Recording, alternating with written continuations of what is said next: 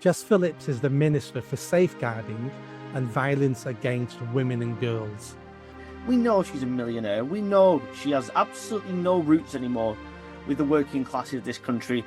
They don't like our freedoms. They don't like the way our women can walk and talk and express themselves and have opinions. We've got the people coming in, it's increasing all the time, and we've got the people already here, it's increasing all the time. He only wants to solve one problem, and that's the people who are coming here, and he's not got the balls to do anything about the people already here. Hi everybody, and welcome to the first episode of The Good, the Bad and the Uglies. Now in a minute we're going to get into who the uglies, because we'll all be claiming we're bad or we're the good. I'm not sure that any of us want to claim that we're actually the uglies, but we might get into that in a minute. First of all, let's welcome everybody to the show. So as you know, I'm Nick Buckley, and then we have Ash. Do you want to introduce yourself? Hi everyone, Ash Preston, journalist. Pleasure to be here. Craig? Hi there, Craig Houston. I'm an addict to podcasting on YouTube. David? Well, hi everybody. I'm from Hot Takes, and I tell you what, I'm claiming to be the bad one because I'm the only one who's been arrested. Well, I was giving that some thought, and I thought to myself, well, it's obviously who the baddie is, and that's you because you're the only one who's been locked in a cell recently for putting stuff on YouTube. And then I was thinking, well, who's the good and who's the two uglies? So, first of all, does anybody think they're the good out of the four of us? I'll take it. I'm not being the ugly. Craig, it's me and you then, pal. It's me and you. We're the uglies. I've been called worse, to be honest. I can cope with that. I think this skin is very thick. We're okay. Yeah, I mean, just like the three of yous, the things I've been called this last couple of years, I'll actually take ugly. Ugly now is a part compliment for things I'm called all the time. So this is our first episode. Hopefully we'll do more of these. With us talking, I've picked one topic, a topic that I think is really important this week, and that's the Labour Party, and that's Jess Phillips. Jess Phillips is the Minister for Safeguarding and Violence Against Women and Girls. She stood up in Parliament yesterday or the day before, I forget which day it was now, to announce that the crap inquiries she was funding, 5 of them across the country, to look at child sexual exploitation in some of our towns, which were going to be crap inquiries anyway. She's now actually watered it down and said, well, you don't have to do an inquiry if you don't want to. You can still have the £1 million, spend it on victims, spend it on this, spend it on that. So they're not even going to provide us now with crap inquiries into the grooming gang. Well, not grooming gangs, it's grooming rape gangs. Can Labour sink any lower? And is Jess Phillips, can she last any longer? Let me jump straight to David. What's your hot take on this? Well, yeah, I mean, the problem with Jess Phillips is, of course, her constituency. She's got such a tiny minority, a tiny majority, rather, in a very strong minority ethnic area, that she really can't afford to upset her constituents, because she knows if she does, she's gone and she's out. And I think the real reason she's trying to avoid all of this is personal fear at the prospect of having to go and get a real job, because once she's gone out of politics, who the hell is going to employ her? She sits there, she's an obnoxious woman at best. She has that sneer on her face. She's very belittling. And she's like so many of these socialists now, millionaire, but tries to be down with the kids.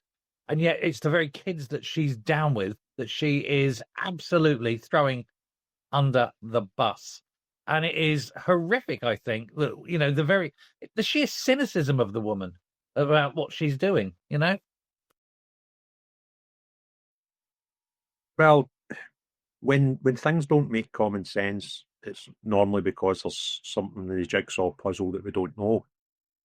And anybody with the right mind would suggest that having an inquiry would be a good thing. There's no normal person in the United Kingdom would think it's a bad thing. So the fact that they've not only said at one point they would do it, but now they're turning 180 degrees. Does not make for common sense. It's not logical. So that means there's something that we don't know. And I'll guarantee you what it'll be. There'll be somebody somewhere that's connected if this was to go forward. And I'm sick of being proven correct with these things, because not that long ago, I thought the United Kingdom was better than these two big countries that you see all around the world, where you have, people taking bungs and etc. But I'm no longer prepared to accept that the United Kingdom, for some reason, is immune to these things. We've seen it in America with the US aid, where politicians, civil servants, etc., all making plenty coin from something on the take. And I cannot accept any longer that we are immune from that sort of behaviour as a nation. And this is just another, it's the same with immigration. We've created an industry, people make money, there's millionaires and billionaires being produced because of that industry. And people don't want to lose their wealth. And I think this is a similar thing, but people would just lose their credibility. And I would not be shocked and stunned if that's the truth behind it, that they've realised that there'll be so many people in the establishment or close to the establishment that it makes no sense for them now to highlight that. I agree. Ash? Yeah, what really annoys me about Jess Phillips is that she's the self-proclaimed defender of women's rights. She's the warrior. She'll defend women against, domestic abuse and all that. But all of a sudden, when it, as either David or Craig said, when it comes down to her constituency and getting a few votes in, all of a sudden, she's not that bothered. You want to put that to the side. And the way she sits there, it looks like a scruff bag and wears no makeup or anything. She doesn't even look like a minister of the crown. And that's because she wants to say, look at me, I'm from a council estate and all this stuff. When, as someone just said correctly, we know she's a millionaire. We know she has absolutely no roots anymore with the working classes of this country, and she doesn't care. And you know what? If she really does believe in defending women's rights, etc., she wouldn't be giving these statements out. She'd resign out of principle. But of course, she's not going to, is she? She's, as I've said this with you before, Nick, she is just one of Starmer's female human shields. And I think it was yesterday, she was thrown under the bus so fast you wouldn't believe, because Yvette Cooper started the media rounds by saying, yeah, we're redirecting these funds, like, so many million to each council, and they can do their own inquiries if they want to. By the time Yvette Cooper had finished that media round, either she laid one in her pants and could see this was all going wrong, or somebody had contacted her from head office, because she was then saying, oh, no, these inquiries are still going ahead. But then Jess Phillips still gave that statement inside Parliament before recess started. So something doesn't make sense here, and somebody is lying. I've worked with many women like Jess Phillips, and I describe Jess Phillips as a gobby cow. Now, I don't mean that necessarily in a derogatory manner, because I've worked with many gobby cows who got things done, who scared people above them, who got councillors doing what they needed to be done. And you need women like that in society, because they're the opposite of a strong physical man, because they're strong verbally. And I take my hat off to women like that who can get things done by the power of their voice. And that's how she always came across when she was in opposition. I'm going to do this for women. This isn't good enough. And even though I didn't necessarily like her, I knew what she was saying and agreed with her. But suddenly she's in power. She's got her hands on the levers of power. And there's no difference between her and all the Tory ministers that went before her, even though she's a Labour minister. How she hasn't resigned over principle, I've got no idea. And the only answer is what we've discussed. It's because she's on, 150 grand a year, good pension, ministerial car, and she's been told by Keir Starmer and other people, toe the party line, otherwise you're out. So she's having to toe the party line. I would rather her resign on a matter of principle. At least that would push forward the agenda of protecting our children in society. Now, David, you said something that we all know to be true. Labour have never wanted to tackle this, because the main perpetrators of the grooming rape gangs were Pakistani heritage males, Muslim males in this country. Some born here, some not born here. And that's a block vote that Labour heavily rely on to get into power. So they've not wanted to tackle it because of that. But there's also something that no one ever talks about. And I think this actual issue could bring down not this Labour government, but bring down the Labour Party forever. I think it could destroy the party. If we found out Labour councillors were involved in raping children, when we find out that Labour councils, well, we all suspect there was a cover up, but if we discover there was a conspiracy to cover this up, this could be the end of the Labour Party. That's why no one ever wants to look into it. Craig, do you want to jump in there? Yeah, I think that's another possibility with a high probability of being right. That and it ties in with what I'm saying. It's just to protect people. And if they feel it could affect their party, then that would make sense. And the jigsaw puzzle suddenly fits. You think, well, why?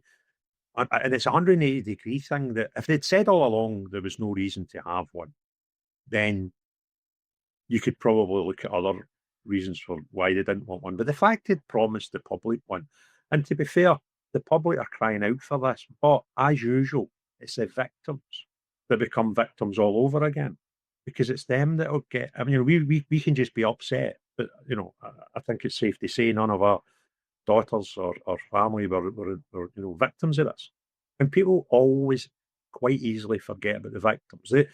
It's fine in day one when the trial's there, but in day two when the trial's away and the cameras are stopped pointing at people, they forget the victims, and we don't know how many there is. There could be thousands, tens of thousands, who are not going to get anywhere near justice or closure because of this decision. I think we'll find it's hundreds of thousands of girls over the last 40 years have been raped.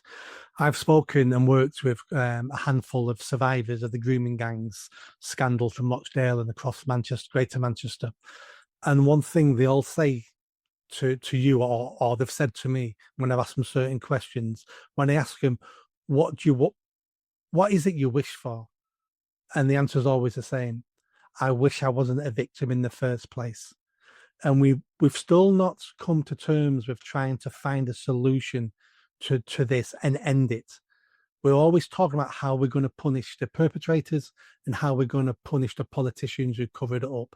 We never have the conversation about how we're going to end this crime forever. Ash? The solution's fairly simple to me, isn't it? I mean, similar to what Rupert Lowe said. If somebody wasn't born here, or they've got dual citizenship, you can deport those people.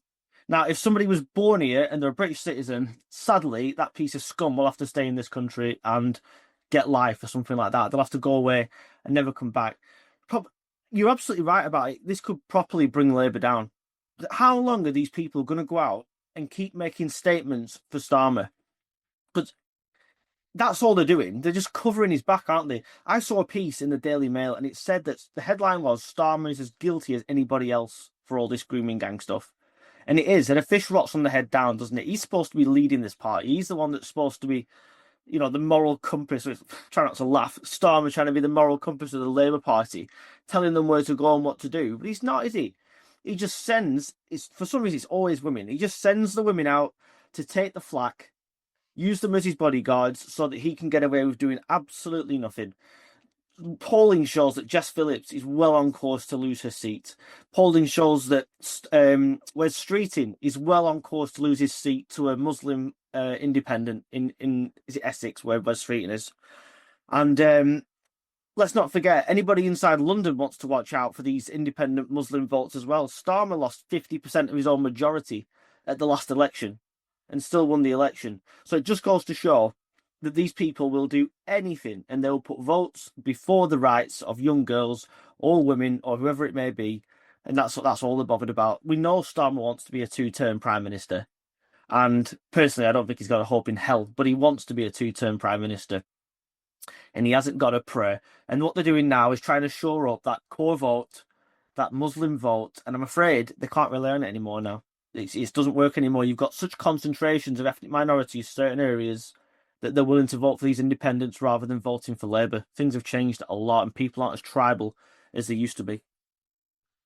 David? Right. Well, funnily enough, Yvette Cooper came out today and this morning, and she's trying to do the repair work. And she said that, talking about the pulling back of these investigations, and she's saying it should be a police investigation, that the police are the ones best suited to do the investigations. Well, I'm sorry, but that's very much like marking your own homework, because we know for a fact, not speculation, for a fact, that policemen were involved and were out there and raping some of these children themselves. How on earth can you have a force that's involved with the crime investigating the crime? This should not be a police investigation. This should be a public inquiry headed by a judge with full powers to compel people. And what she's doing there is trying to pass the buck, move it down, move it away from government. Move it away from government to try and distance the Labour Party from the problem. Now, we know if the police were involved and the police were covering up, which again, we know for a fact, not speculation, we know for a fact they were, the police are controlled by politicians, not your sergeants, not your constables, but your chief constables and the superintendents and above sort of thing. It's all political. And they would not have done the things they did without political backing. And we know all these things all happened in Labour areas. And of course, that's why Labour want to push that away and go, oh, we don't want to know. We don't want an investigation. Because some of those people many years ago would have been councillors. Guarantee some of those councillors are now sitting in the House of Commons on the Labour benches. And that's why they're absolutely shitting themselves, to put it bluntly. Because if you get 4 or 5 of them suddenly there and involved and orbiting the Prime Minister, as you say, Labour would be finished. Only this week, of course, we got another one. Was done earlier in the week, wasn't he? And there's just no end to the filth of these people.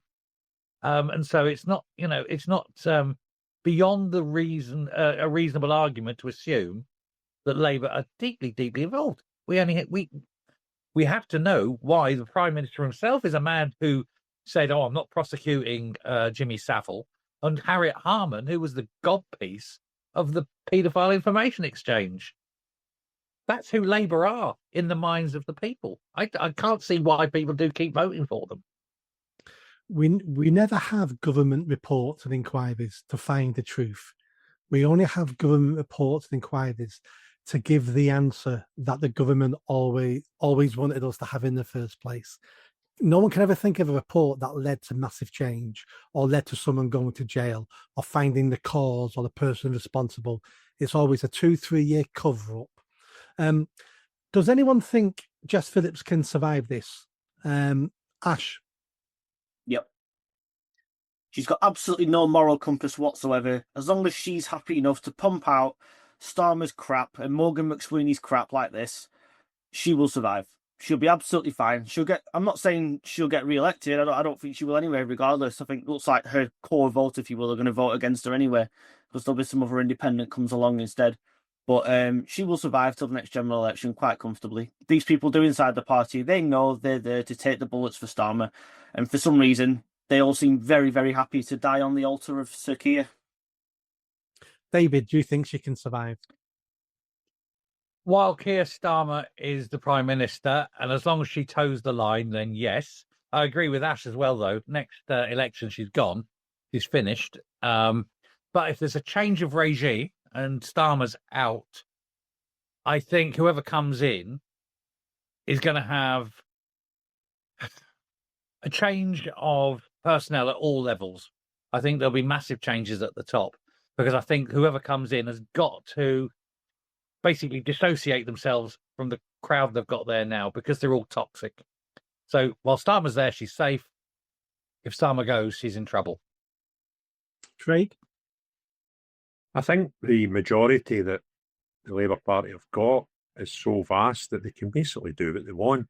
The only thing that would cost you your job, by the looks of it, so far in the Labour Party, is if you punch a constituent or get arrested for abusing children. Anything else is fair game. And I doubt for a minute she's went in to announce that without it being the party's accepted view. It might not even be her that's made the decision. She's just a mouthpiece because of the title she's got. So she's obviously carrying out party instruction from leadership down. So yeah, she's as safe as houses. If anything, we'll be even more loyal to her for carrying out the and not standing down, which morals are something that everybody talks about, but very, very few people carry out. And that's morals to me. A lot of people don't even understand me. I have to remind them about my own morals. When I set my own moral compass, I couldn't have stayed in the job. If I went out and told the British public we were going to spend millions of pounds on inquiries for people that were victims of this horrible act, and then I was told a few weeks later to go out and make a public announcement that it wasn't happening, I would walk out of my job. She's obviously not done that, so she's, she agrees with it, financially or not, and because of that, no, she'll be safe as houses. I have no idea what's going to happen to her. I think you're right, as in she hasn't got the morality to resign. Otherwise, she'd have done it by now. But the majority is so big, and if they know they're probably not going to win their seat again at the next election, why not just hang on for another 3 years and take the money and then see what I can do in the next 3 years?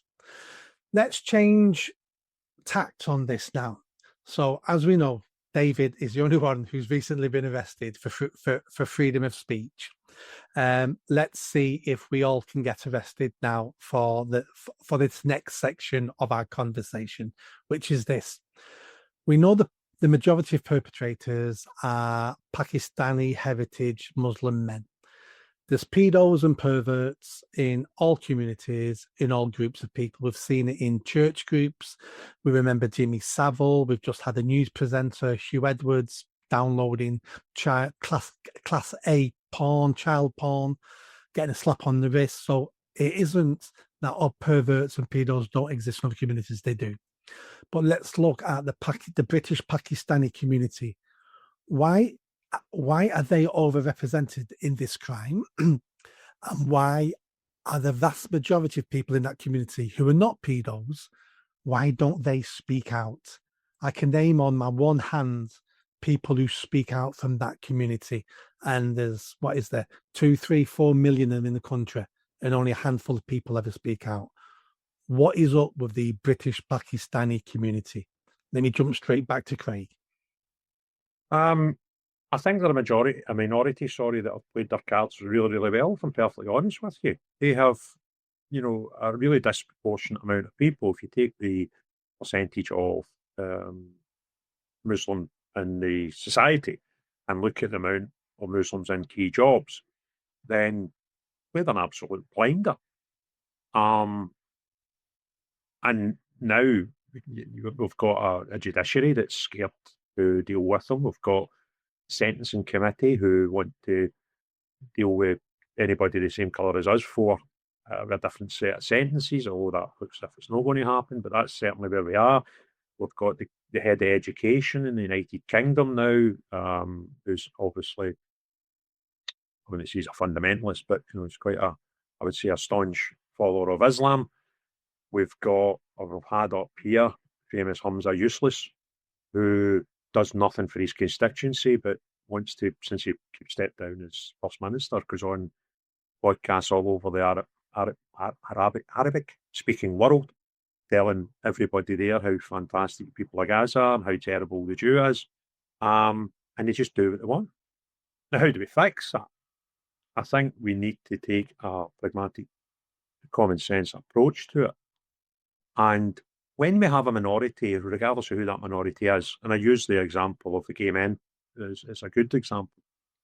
When I was a kid in the 80s, being a gay man must have been a horrible place to be in the United Kingdom. And then AIDS came along and we blamed them for this thing that I was told at school was going to obviously wipe out humanity. And then they said, well, can we get some rights, please? And they asked to get married for common law, protection, etc., as a minority. And what we done as society is we looked at it, and there was some people not happy with it. They just didn't want it to happen for whatever reasons, for obviously a lot of majority of them, religious reasons. But in a whole, it didn't affect the majority. So this minority had a thing that they wanted to fix. The majority looked at it and said, well, It's not really going to affect us much. So let's do it. But now what we've got a minority who it doesn't matter if it affects the majority. And we see the problem with trans. We're putting men into women's toilets and women's sports. We see the two-tier judiciary we've got. We see a video yesterday or the day before, Aberdeen Council, where they're given guaranteed interviews to even failed asylum seekers, which is actually illegal to give them jobs, but we'll do it anyway because we're a council. So now what we're doing is we're pacifying the minority, regardless of affecting the majority. And that's wrong. Society can't do that. You end up with a broken society. And that's why we ended up with violence in the streets in the summer, because the majority felt they were getting led by the minority, and it wasn't for the benefit of the majority. It was if we were all neutral with anything that minorities want, and that's fine. But when it affects us, and our kids are not safe, and we feel our society's not safe, and one thing people at Hums are useless bring up, they go, but there was a gang, there was a horrible gang, men and women in Glasgow recently. They were all white, they were junkies, and they get done for abusing kids, and they get really high sentences, quite rightly so. Then you get people at Hamza Yusuf saying, look, white people do it. Yeah, they do. White people are quite bad as human beings in some instances. But we only bring immigrants in, we are told, when we have gaps in our labour market. We've got a skill shortage. Well, that just proves that there's one shortage we've not got, and that is a shortage of people who are white, British people that are bad to kids. So it's dead simple. We don't need any more of them. We don't have a shortage. We've got plenty of our own. So that is just, of course, we should deal with them differently. The ones that do it in their country, that are British citizens, should go to jail for a long, long time. And if you're not a British citizen, you should go back from whence you came. Completely agree. Ash? Yeah, so we have a problem because it's a cultural problem, isn't it? It comes from Pakistan itself. Now, some of these people may not have been born in Pakistan, fine, but they may come from that heritage, and they're brought up by parents or grandparents, etc., who have come from that background. And up until recently, it wasn't even an offence in Pakistan to commit these crimes against children. But now they've realised that the problem is so endemic in the country that they've had to bring in now separate offences to protect children in the country. These people don't, maybe it's not all, but these people don't see, white Western girls as equals. They don't see them as having rights. Some of them don't even see women of their own culture as having rights. They're just, a toy to be used when you need to use it and then discarded. That's how they see women. They're not even second-class citizens to some of these people. So is it any wonder when they come to this country, they start treating women like dirt, to put it mildly, like they do here, or treating children like dirt, like they do over here? And I'm afraid it does come back to the immigration point, where you're letting people into the country, and whether that's legally or illegally, we simply don't know who they are. Sometimes we don't know where they've come from. We don't know what their backgrounds are, what their criminal records are, if they have one. And then you let them loose on the streets. And is it any wonder that Britain is starting to look more and more like a third world country every single year, when you're allowing maybe 1 million plus people from God knows where to come over here that don't care about the country, don't want to know about our culture, don't integrate into Britain in any way, shape or form, and just want to live their own ghettoized lives, for want of a better word, living in their own little communities, and then nobody speaks out against them, probably for a combination of the fact that they don't see anybody else outside their own little community anyway, and secondly, probably through a little bit of fear as well, because if some Pakistani women went to the police and said, look what these guys are doing, they'd probably get the wrath as well. So there's probably a bit of that as well, a bit of fear in there as well. David? I'm actually agreeing with Ash with the fear thing, but I'm going to actually suggest that maybe there's fear the other way as well. Because they've ghettoized and they have these areas, now even the police are afraid to go into some of these areas. Now, I used to live in Luton, very, very high Asian population. Well, in certain parts of the town anyway, very Irish as well in certain parts. But I knew second and sometimes third generation who could still barely speak English, or if they did, had very, very Pakistani accents. And you're thinking, you've been here, your parents have been here, your grandparents have been here. Why can't you speak the language of this country? And the culture has passed them by as well. They will not integrate. They've come here and expect us to bend to them instead of them bending to us. And I would suggest that if you come to a country, you accept its history, its heritage, its culture. And if you can't accept that, please feel free to leave. You're not forced to stay here. And if you hate a country so much that you don't want to accept its culture, then find another country with where you can be more comfortable. Because these people are obviously very uncomfortable with our culture. They don't like our freedoms. They don't like the way our women can walk and talk and express themselves and have opinions. And it is cultural, and it's not religion. The religion, it's weird. If you can't say it's Muslim, because if you go and see, for example, Chechen Muslims are different from Moroccan Muslims. I sat in Morocco in a bar with Muslims drinking beer.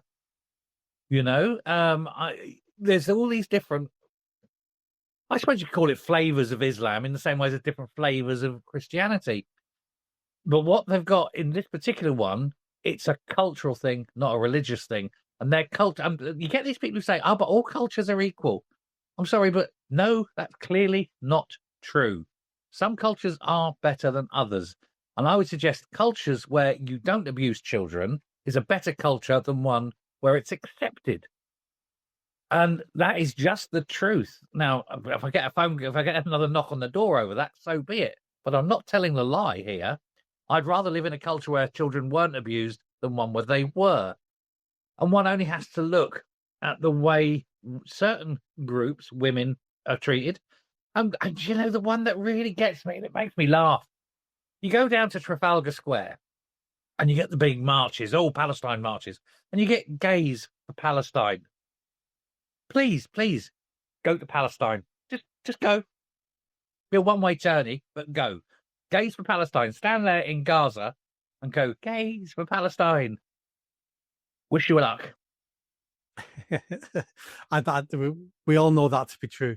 If the gays went to Palestine, they would be doing one-day courses of flying off car park roofs. That's what would happen to the gays and the queers if they ever went to Palestine. Now, you said something, both you and Ash said something about culture. That's the problem here. See, most people have never done any traveling. Most people don't do much reading, and we think people are the same all over the world. And to a certain extent, we are the same all over the world to a certain extent. But within that similarity are some huge differences. So what we don't understand about people from Pakistan is Pakistan's very tribal. So you live in your clan and everything is about your clan, your family in your clan. And they have a saying, I think it's the Middle East. It's me, my brother against my cousin. It's me, my cousin against the world, because it's clan-based. So therefore, my nuclear family I will protect. Then I'll protect my extended family, and everybody else outside that is a stranger, and I don't care. So in Pakistan, clans are fighting other clans and don't trust other clans, even though they're next door to each other.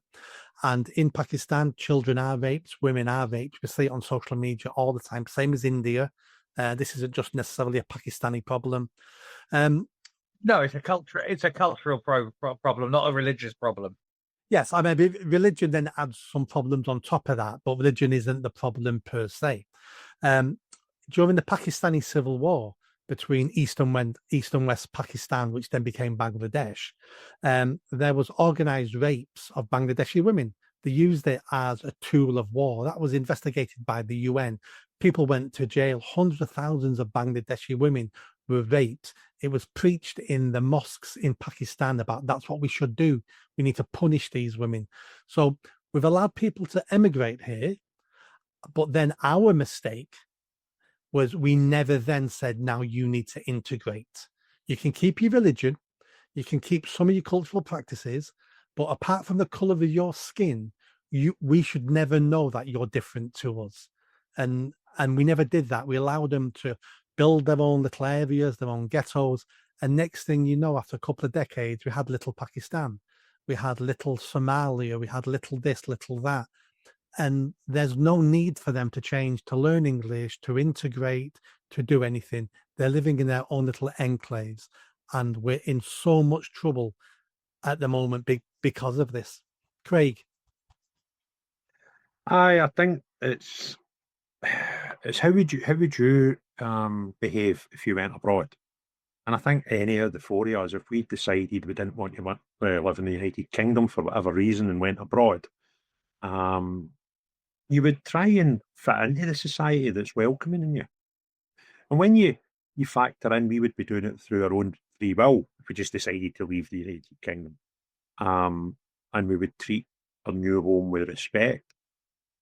I kind of don't understand why people who are coming here because they feel it's a better proposition, they're safer or it's more advanced, and can't show that respect. I'm at a loss. I'm not the type of guy that when I go abroad on my holiday, the first thing I need to do is try and find an English pub in somewhere that does a Sunday roast. I don't do that. I try and find a local, delicacy and things like that to enjoy when you're abroad. But when you come here, it doesn't fit with me that you want to change everything to make it like the place you've just left. And if you came here as an asylum seeker or for fear of your own safety, I'm kind of lost. The weather's better in most of these countries folk came from. So if Britain's that bad, why did you come?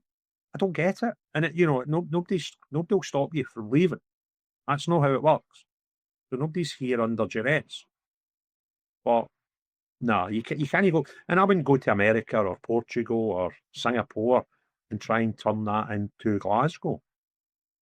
That's not how it works. But it's how it's got to work here, and it's wrong. Because it's a free-for-all, isn't it? That's what's happening. They're being told when they come over here, you don't have to assimilate. You don't have to try and integrate into Britain. Preston, we've got a guy who was arrested. There was one just the other day in the region. Well, he comes from Norway. I'm not sure if he's Norwegian, get caught with guns. But there was one a few months before that. And this guy's defence was, I didn't know that I wasn't allowed a handgun in the UK. And when you come from a society where you've been married and consummating a marriage to someone that's a child, and that's accepted, that's normal. Marrying your cousin is the sort of first choice for people, not the abnormal option. But when you come from those sorts of societies, is it any wonder they don't even know what the age of consent is? And when we get here and we want to make them feel most welcome, that we need to plaster Eid posters all over our city centres, and we need to open our doors at football stadiums and all that to celebrate Eid Mubarak, which I don't really understand. Then is it any wonder that they think, well, it's just the same as the place I came from? So see that schoolgirl at 14, there was a Scottish guy up at court today, but he got caught by the police trying to pay for sex with a 14-year-old. And he'd be like, well, if that's from his society was acceptable and other things in his society are getting accepted over here, then why would he think he's doing anything wrong? It's crazy. Ash, do you want to jump back in there? Well, I completely agree with Craig. It's right. But yeah, they don't know the rules of this country, maybe. They're not learning the language. As I just said, they're not assimilating with our culture. It's coming over here and completely knowing you're going to get a free ride. Look, we're having people being able to stay in the country because the kid doesn't like chicken nuggets in Albania or something. There is absolutely no way you're going to get deported. And they know that. They can do what they want. And they don't tell us, for example, what crimes are being committed by nationality in this country. They won't tell us. Even if it's illegal immigrants committing crime, they won't tell us how many crimes are being committed by these people. And they are working, they're working in the black economy. I can give you a first-hand example of, I won't name the company, one of these food delivery companies actually have illegal immigrants working for them. That's no shot, but selling narcotics while they're doing it. This is going on all over the place. There's the black economy. You've got these vape shops. You've got the Turkish barber shops. You've got everything. It's almost a parallel society, if you will, to to the rest of Britain, that's running completely underneath the rest. And look at how much the NHS is spending on translators. Look at how much the DWP, the Department for Work and Pensions, spends on translators for people to be able to claim benefits. They know they can come over here, get the benefits, get a hotel, get a trip out to some football stadium for a day. There's a mosque down the road, or wherever you're from, if you're Christian, I suppose, there's a church down the road, whatever you may be. But you can just come here, you don't have to work, you get it all free off the state, all off the back of the British taxpayer, and you've basically got nothing to do, I don't think, apart from either behave illegally, earn money illegally, or just practice your own culture. And you know that this is why Windrush was a success, for example, or the generations that came over after World War II to help us rebuild the country, because they were all told to integrate, and they did, and they were all fine. They were keen to integrate into British society, and now we've imported such numbers that it would probably be pretty impossible to actually make these people integrate anyway, because because of the sheer size, the sheer levels, of immigration into the country. How do you get that many people to all assimilate at one time? But they've allowed this mass migration experiment to continue probably from Blair onwards, shall we say, and it's been a complete and utter disaster for this country, and it's only getting worse. And that makes me think of this question. If everything you said then is true, can we blame these people for coming here and taking advantage and taking the free hotels, the free money, raping our women, acting like they still live in the third world? Because not only do we allow them to come here, we allow them to do what they want to do. And at the same time, we have politicians and liberal people going, do what you want, we're open, we're compassionate, Islamophobia is everywhere. So it's not that you're doing things wrong, it's that the white people here are Islamic phobic and they're picking on you. And you wonder why these people don't integrate and don't change their behavior. Because even our Prime Minister tells them, you're doing nothing wrong. It's us that's doing something wrong by picking on you. David? Yeah, I mean, actually, before I answer that, I just want to raise a point that has been raised earlier very quickly, is the fact that they're not telling us about the crimes. I think it was actually said this. Well, the whole of the Southport riots came because of a vacuum of information. There was no information put in. Nobody was saying anything. And so it was all speculation. And the same thing is going to happen now.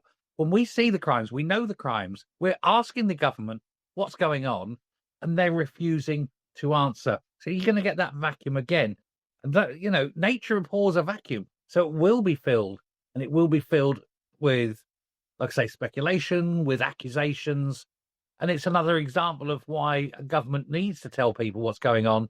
Otherwise, there'll be more riots. Now, as to the culture of not integrating, and I think that one of the problems is you've got this fear.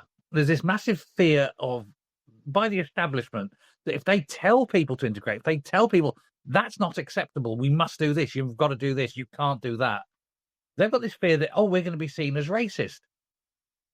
When actually what they're actually doing is creating worse lives for the people coming over and worse lives for the people who are already here.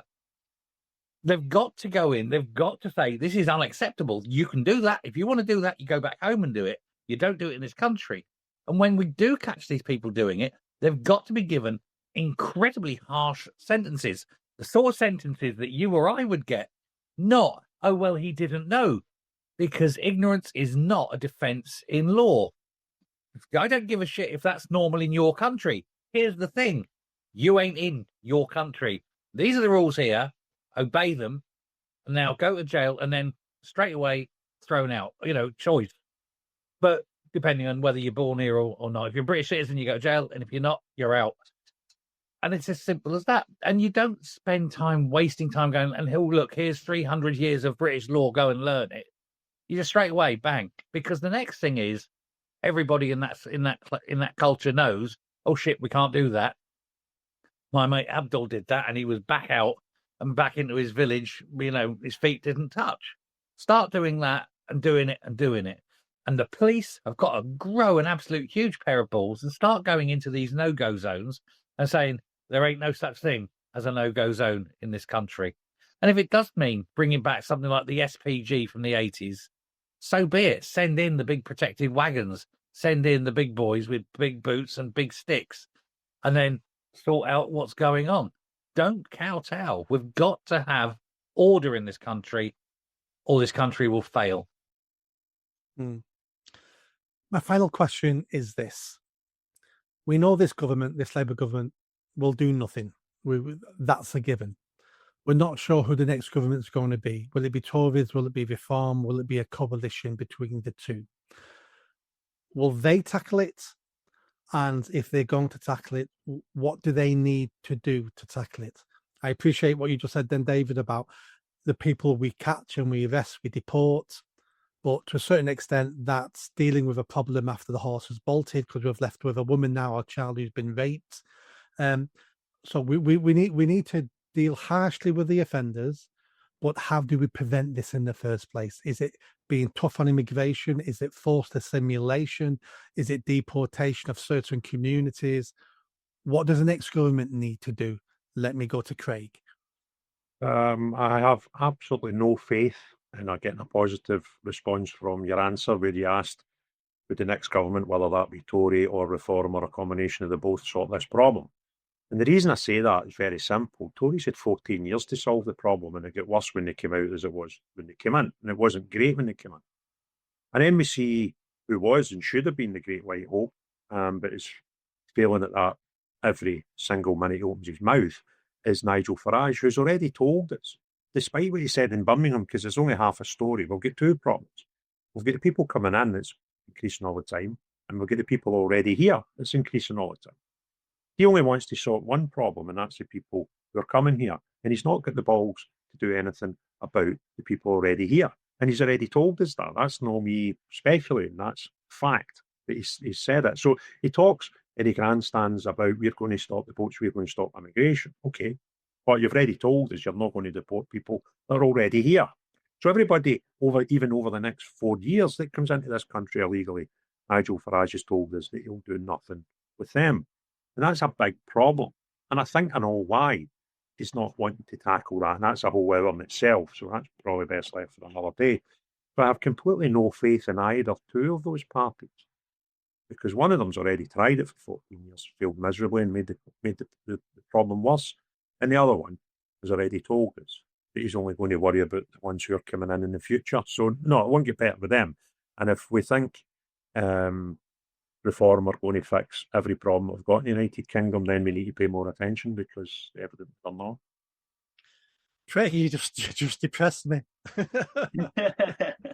You asked me questions, I'm not going to butter it up. You ask me a question, I'll give you my honest answer. And if anybody wants to debate that and tell me I'm wrong, then let's talk.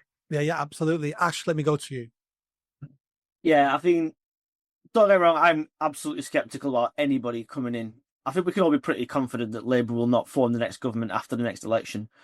It will probably have to be a combination of the Tories and Reform if they're going to get a big enough majority to then take the Commons back, and they're going to have to come to some sort of pact. Do I have any faith? As Craig just said, the Tories had 14 years, did absolutely nothing about it. In fact, it got worse. They even sat there under Boris and Rishi, told us the numbers were going down. Then when the figures got released, we had over 1 million plus that came in net into the country, now called the Boris wave, isn't it? Farage, again, it doesn't seem willing to deport anybody. What this guy, he doesn't seem to want to talk about the hotels anymore when previously he did. Now, whether that's because he wants to appeal to a broader voting base, I don't know. Is it because Zia Yusuf's in the party? I don't know. But certainly he's had a lurch, not necessarily much to the left, but certainly a bit more of a liberal stance on immigration all of a sudden, and really forgetting what got Reform to the point where they are at the moment. And that's because they were a little bit different to the establishment parties, and now Reform seems to be very keen to get along with these to get on with the establishment, to get on with the mainstream media. And but I contrary to Craig, I actually think we do need to give Reform a chance, and let's see if they will actually do something when they get in, because how many decades of the Labour and Tories exchanged government now? It's just gone on, and the situation has got worse. The country's got worse.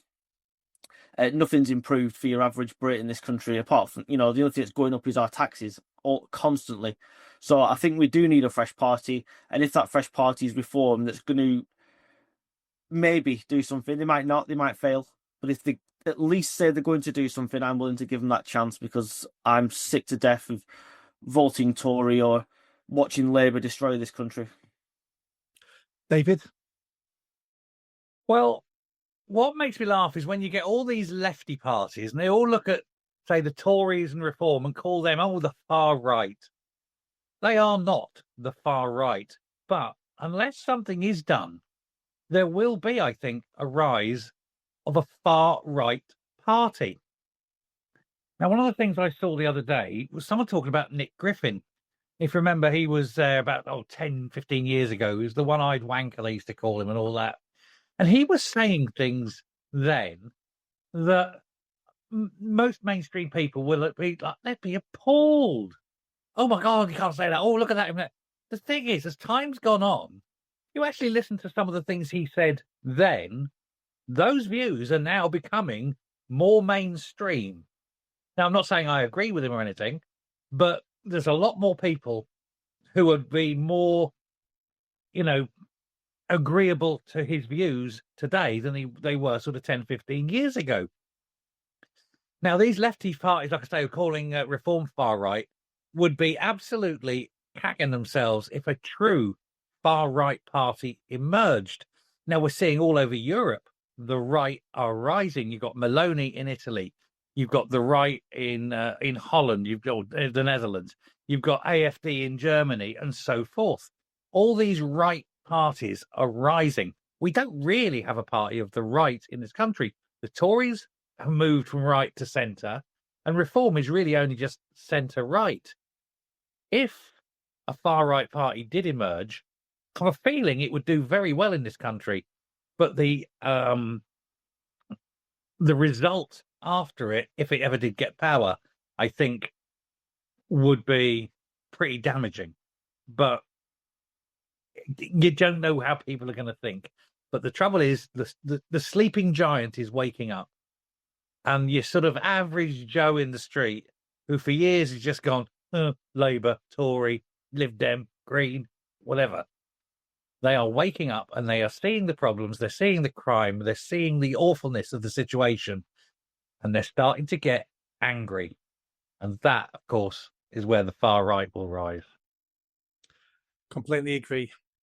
Gentlemen, thank you a lot for coming along today. Let's hope this does well and let's hope we can do it again. I think let's just do some closing statements. My closing statement is quite short, which is this: a country that allows its children to be raped and abused has no future. And I worry about this country because that's exactly what we're allowing. We allow the rape and abuse of our children, and far too many people turn a blind eye. Far too many people make excuses for it. Far too many people blame the children involved. And this has been going on for decades. We've all known about it for at least 15 years, but it's been going on 40 years, and we've still not stopped it. This country is in serious trouble. Craig, last words? See, that's here. Anybody that has one of these should be the priority for our country. And it should be a priority for our parliaments and our governments. And that, if you're in America and you've got an American one of these, or you're in Bulgaria, well, Bulgarian one, that should be your country's priority. Number one, first and foremost, and forever. But it's not. And that's where we need to get back to. We need our sovereignty back. I don't have a magic wand. I don't have a crystal ball. I don't know how we get there. But we just need to have faith in the good British people, the good British public. We can fall out. We can have differences of opinion. But at our core, we are the same people, regardless of the four that are in this are all from different parts of this United Kingdom. And we just need more people to take an interest. The system is bad, but the people that are in the system make it worse. So the first thing we can do is change the people. And we need to vote for people, whether it's local level or national level, that will put these people first. Hey. Let's go to the good. Ash, you're the good. Yeah, going back to what David said, I honestly believe we are another Southport away from riots. And I'm not encouraging it. I wouldn't say to people, go out and riot or anything like that. I don't believe in that. But we are teetering on the edge. A lot of people are waking up. A lot of people are very unhappy. And when people's rights are taken away, like they are being in this country, your right to free speech, even your right to post on social media, eventually there's only one way those people express their views. They don't have a platform like we can on here, for example. They will go out on the streets and riot again. And just because they put a few people behind bars, next time they could be twice the size, 3 times the size. So tying into what Craig said now, you've got to put the British people first. Unfortunately, our politicians don't. Labour haven't, Tory haven't for so long now, and that's what's got to change. And I would just say to anybody, if on a side note, if anybody wants to see Jess Phillips, who we talked about earlier, get eviscerated, go and watch a pretty unknown Tory MP's speech yesterday in the Commons by Katie Lamb. Absolutely fantastic. Final words from the bad boy of podcasting on YouTube. That's the Silver Fox. He's our version of Nelson Mandela. They lock him up, but he gets out, and he could end up being prime minister. So, final words, David. Well, to quote someone else, we are lions led by donkeys. And wouldn't it be great if the people of this country stopped voting for these useless, knackered donkeys and voted for some lions instead? I couldn't disagree with that whatsoever. For people watching, if you like any of the 4 of us on here, go in the description of the video. All our links are there. Go subscribe to all our channels and leave a comment. Let us know what you think about this one-off podcast. Should we do it again? Was it interesting, or did we bore the life out of you? But thanks, Ash, David, Craig, for coming along, and I'll catch up with you all again soon. Thanks all. See you later. Thank you very much, everybody. Cheerio, bye now.